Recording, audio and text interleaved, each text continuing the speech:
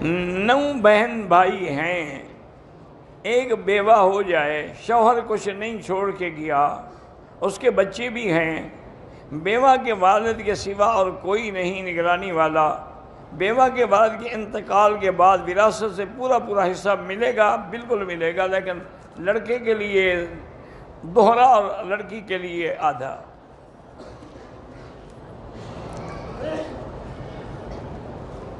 بہرحال میں سمجھتا ہوں کہ حضرت مفتی تقی عثمانی کی باتیں جو ہیں وہ بہت زیادہ حق والے ہیں اور حق کے قریب ہیں، اسی طرح ڈاکٹر اسرار بھی۔ فرحت ہاشمی جو ہیں وہ کچھ مسائل میں اختلاف کرتی ہیں، اللہ ان کو بھی ہدایت دے۔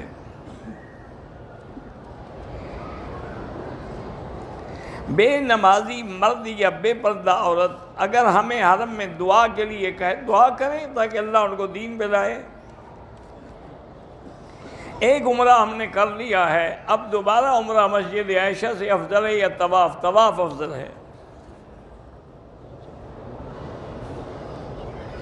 3 عورتوں نے اکٹھے عمرہ کیا، طواف صفا کے بعد وہ ایک دوسرے کے بال کاٹ سکتی ہیں؟ ہاں کاٹ سکتی ہیں۔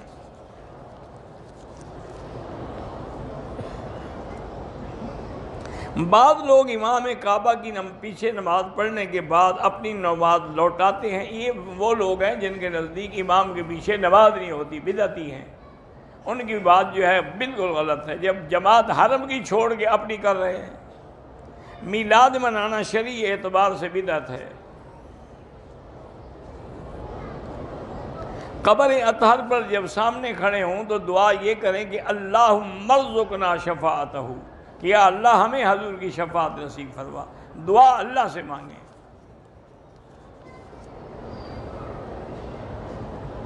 بہرحال حیات برزخی کے ساری دنیا قائل ہے الحمدللہ، تو روح کا تعلق جو ہے وہ ہوتا ہے بدن کے ساتھ۔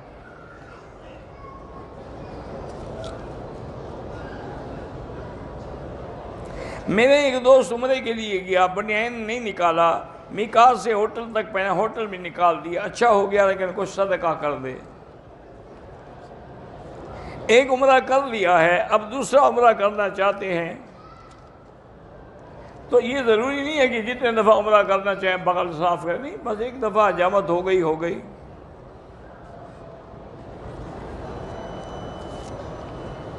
مدینہ منورہ میں ہمارا قیام چند دن ہوتا ہے، ان دنوں بار باب السلام سے داخل ہو کر بار نہ کریں، زیادہ سے زیادہ دن میں ایک دفعہ جا کے صلاۃ والسلام پڑھیں۔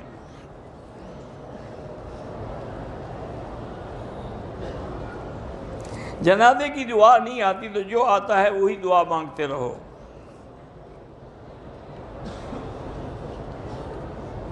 جب روح نے لبیک پڑھ لیا تو اللہ اس کو حج یا عمرہ نصیب کریں گے۔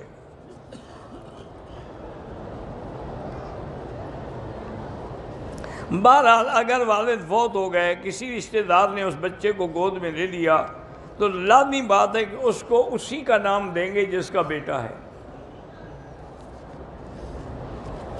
سگریٹ پینا جو ہے ایک دفعہ تو مکروہ ہے، بار پینا حرام ہے۔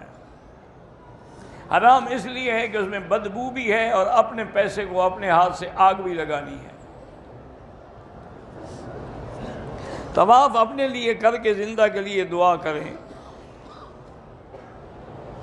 مولانا عبد الرحیم چترالی صاحب بیمار ہیں، اللہ ان کو شفائے کاملہ صحت عاجلہ عطا فرمائے۔ کشمیر میں حالات جو کہ سخت ہیں، ہم مسجد کے لیے نہیں نکل سکتے تو گھر میں نماز پڑھ سکتے ہیں۔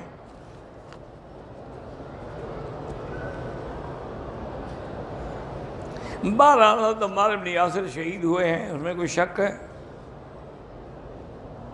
مسجد نبوی میں 40 نمازیں پڑھیں اور تکبیر اولیٰ بھی قضا نہ ہو اور مسجد کے اندر ہو، باہر صحن میں بھی نہ ہو، تو اللہ اس کو نفاق سے اور جہنم سے بری فرما دیتے ہیں۔ مسجد عائشہ سے بار عمرے کے بجائے بار طواف کرنا زیادہ افضل ہے۔ زندہ لوگوں کے لیے آپ اپنے لیے کر کے ان کے لیے دعا کریں، اللہ ان کو ثواب دے۔ مکے میں کام کرتا ہوں، چھٹی پہ جاتا ہوں، بہرحال آپ حق کی بات کرتے رہیں، جھگڑے ہوتے ہیں تو ہوتے رہیں، پیغمبروں سے بھی تو لوگ جھگڑے کرتے رہے ہیں نا۔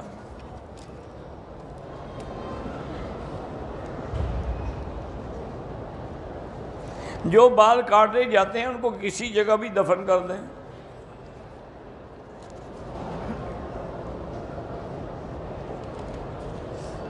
میرے والد کی آنکھوں میں اللہ ان کو شفا عطا فرمائے۔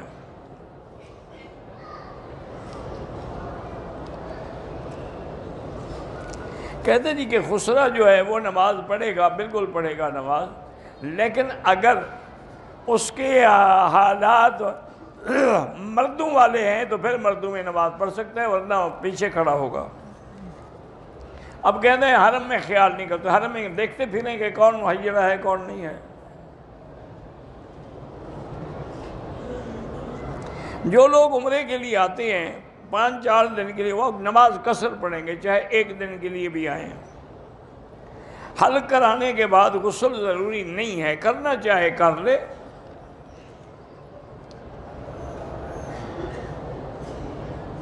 گھر میں برکت کے لیے اللہ تعالیٰ کے نبی نے فرمایا ہے کہ جب گھر میں داخل ہوں تو وہاں السلام علیکم کہیں، اگر کوئی نہ ہو تو حضور پر سلام کہیں، والصلاۃ والسلام علی رسول اللہ، اور سورۃ اخلاص قل هو اللہ احد 1 دفعہ پڑھیں تو انشاءاللہ رزق کی برکت ہوگی۔